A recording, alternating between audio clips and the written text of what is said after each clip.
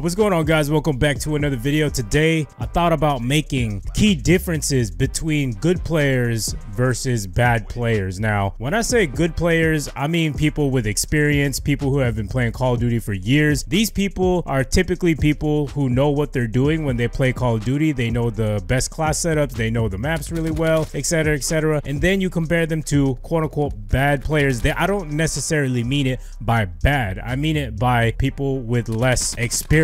When I say bad, it's not really a terrible thing. It's just a way to measure on the scale between the average player versus the above average player. All right, for me personally, I consider myself an above average player. More often than not, I am usually at the top of the leaderboards. Even as a solo player, I'm still able to carry my team, so I do know what I'm talking about here. And I am a certified official Call of Duty nerd. I've been playing Call of Duty for 10 years now. Oh my goodness, let's think about that real quick. How old am I? Leave it in the comments if you guys know how old I am. But yeah, guys, I thought about making this video just to be able to remind you guys, because maybe some of you guys are doing these things that I'm naming, and it's just a reality check and a reminder that we all need. And it has been 7 months since Black Ops 4 came out, and there are some key differences that I have picked up on, especially since I do the live reaction reviews and analyzations of your guys' gameplays of that series that I make called Mistakes You're Probably Making. Okay, so this is not in any particular order. So the first difference between a good and bad player is that a good player knows the classes really well and which maps it's going to be effective on. And what I mean by that is that the good players will recognize what kind of weapon is going to put them at an advantage before they even get into the map. So they're going to be making their class setups, they're going to be putting on whatever attachments and perks that they need to help them be successful on these maps. Now, for example, let's say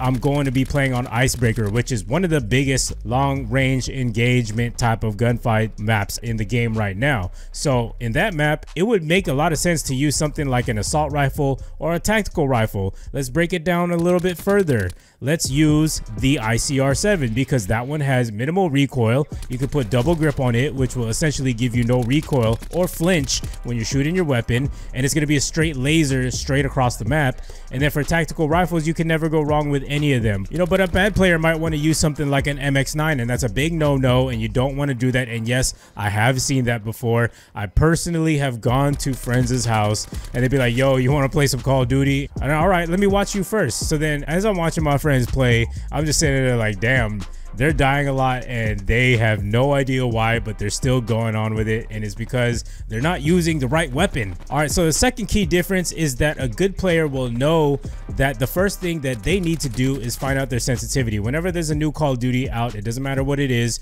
you're always looking for that perfect sensitivity. Now, someone who's a noob or doesn't have that much knowledge about what's going to make them better is just going to think that a high sensitivity is good for them. So the first thing that you should do if you're struggling right now is to find your sensitivity and find what works best for you, because not everyone's going to have the same sensitivity.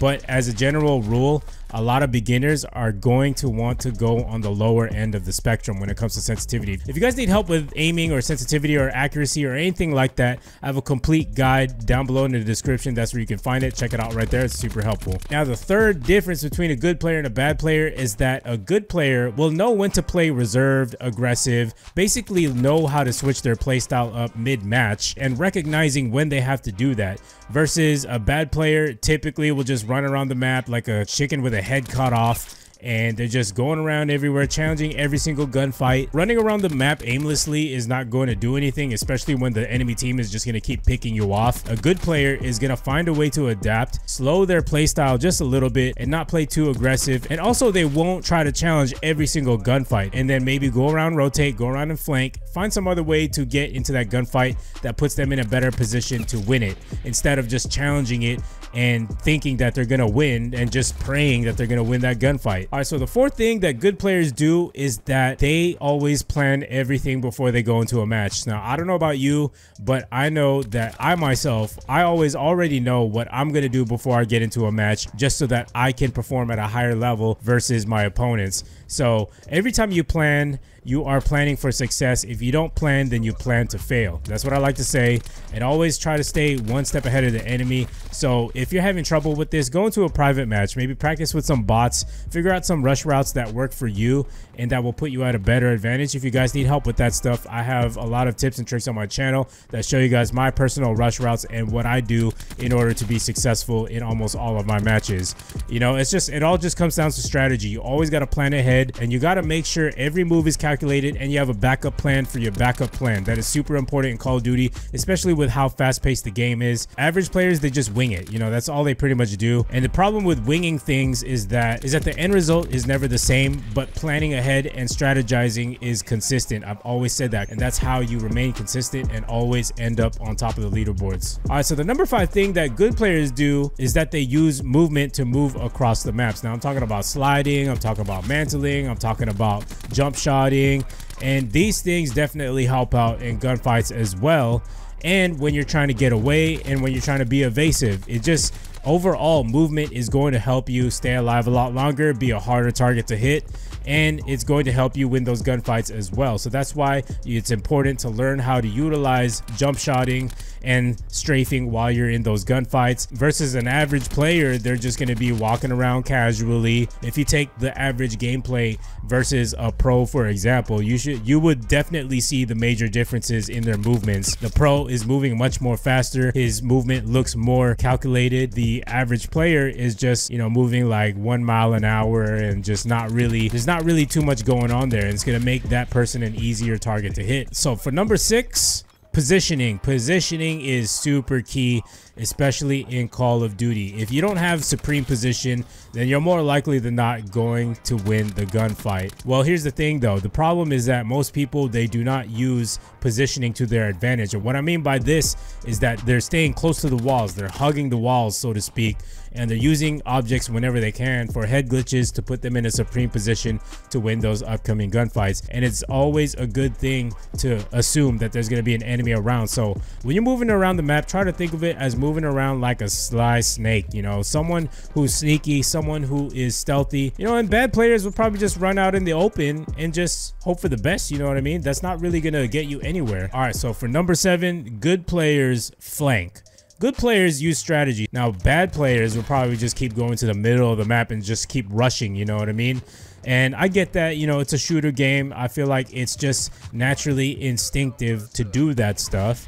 But if you're really trying to do well and you're trying to stand out from the rest, flanking is definitely the answer. Flanking is a really great strategy that is very underrated.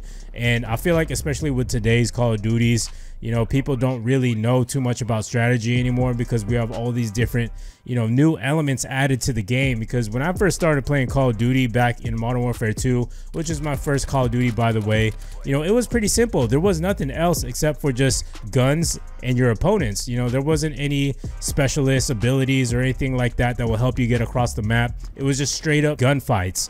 So with that said, you know, I used flanking very extensively in those days and times, and it was very successful, and I carried that on over to here. It's just such an effective method to get those easy kills and stay alive a lot longer, and a lot of people should be doing it more. Now versus an average player who is just gonna rush into the middle of the map, that's not gonna get them the easy kills, it's not gonna get them to the top of the leaderboard. They're just gonna keep rushing to the middle and just keep getting picked off and dying. All right, so the 8th thing that good players do is that they know how to predict and adapt to the enemy. Now what I mean by this is that, you know, sometimes it depends who you're going against. Sometimes you'll be in lobbies full of campers, sometimes you'll be in lobbies full of rushers, and sometimes you'll be in lobbies full of noobs. So you got to assess the situation. How are you going to be playing against these enemies? First of all, you got to feel them out. You know, it's kind of like a boxing match. You know, you got to size them up real quick, see what they're about, find out their weaknesses, and then exploit on that. You know, if I was playing a bunch of rushers, I'm definitely going to see that, and I'm going to adapt to it by playing a little bit more reserved. I'm not talking about just sitting in a corner and waiting for them to come by. Those are like little tactics that you have to think about when you're playing these games. It's not just about gun skill. It's about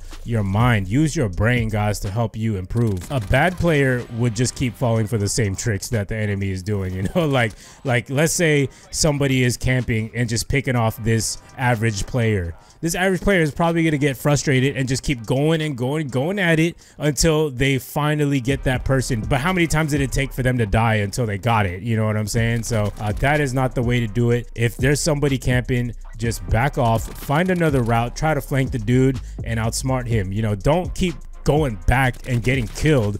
because you're frustrated. All right, so this is pretty elementary, guys. The ninth thing that good players do is they always pre-aim around corners. Always assume that there's going to be an enemy. A game as fast-paced as Call of Duty, you always got to assume that there's gonna be somebody there. Average player is just going to run around the map, not check their corners, and that's how they die easily. So you got to make sure that you are not one of those people. And something as fundamental as that can be so crucial, because just try it, guys. Just try running around the map and not pre-aiming at all. Guaranteed you're going to get caught with your pants down. That's what I like to say, and then you're going to get killed. So the number 10 thing that good players do is that they know how to utilize their heads-up display.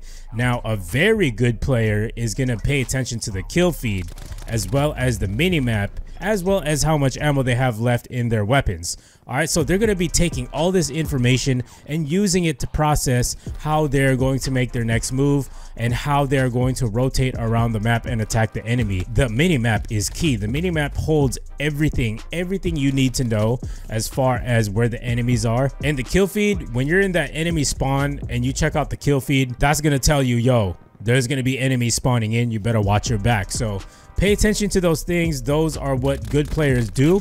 And of course, less experienced people or average people are not going to be paying attention to those things. It's so simple and elementary, yet you know, people just don't realize it, that how important the heads up display is. I talk about it all the time, how I say I'm looking at that mini map, I'm looking at the kill feed. You know, these things are there for us for a reason. You got to learn how to utilize it and be aware of it. So for number 11, good players know which specialist to use that will cater to their strengths and their play style. Now for me personally, you guys see me use Crash a lot because I'm a solo player, and as a solo player it does help in those tight situations where I am a little bit cornered and I'm hurt, you know, and being able to use his tack boost will help boost my health and at the same time help me get my next score streak a lot faster. So as a solo player, Crash is definitely going to be the guy for me. Now for you, you might like camping, for example. That's why they got the guy like Torque. You know, they have that microwave and the little chain fence that he puts out. You know, if you like chilling in the corner and you like holding an area down and just not really moving out at all, then Torque might be the guy for you. And if you, as long as you know how to utilize his equipment properly, like facing the microwave towards the door and then putting the chain right up against the window so that nobody can get in without getting hurt, you know, those are things that you have to think about, for example, of how a specialist is going to benefit you and your play style. All right, so the last and final thing is super elementary as well, but it is something so often that I always see, especially with my own friends in real life when I watch them play Call of Duty, is that they aim way too low. Good players will never do that. Good players will keep their crosshairs aimed in the center of the screen, and by that I mean their gun is up to the middle, not too low like bad players will do, but it is right dead in the middle, and it's always pointed in doorways, lines of sights, or high enemy traffic areas, places where there's bound to be enemies. So all right, so those are just my personal differences between good and bad players. You know, let me know down below in the comments what do you think defines a good player versus a bad player in Call of Duty. Now don't get me wrong, like I said before, this is not meant to put anyone down. This is just some things that I've picked up over the years as I've played Call of Duty, and I just kind of assessed, even from my own failures, you know, I took what I was doing wrong and how I became better, and that's how I came up with most of these things on these lists. Hopefully these things that I just listed are going to help you guys. It's like a reality check, you know, am I doing this or am I doing that? Figure out what your weaknesses are and work on that. All right, you guys, so I hope you guys enjoyed the video. Don't forget to drop a like if you enjoyed it, subscribe if you're new around here, and turn on the notifications, and I will see you guys in the next video, man. Peace.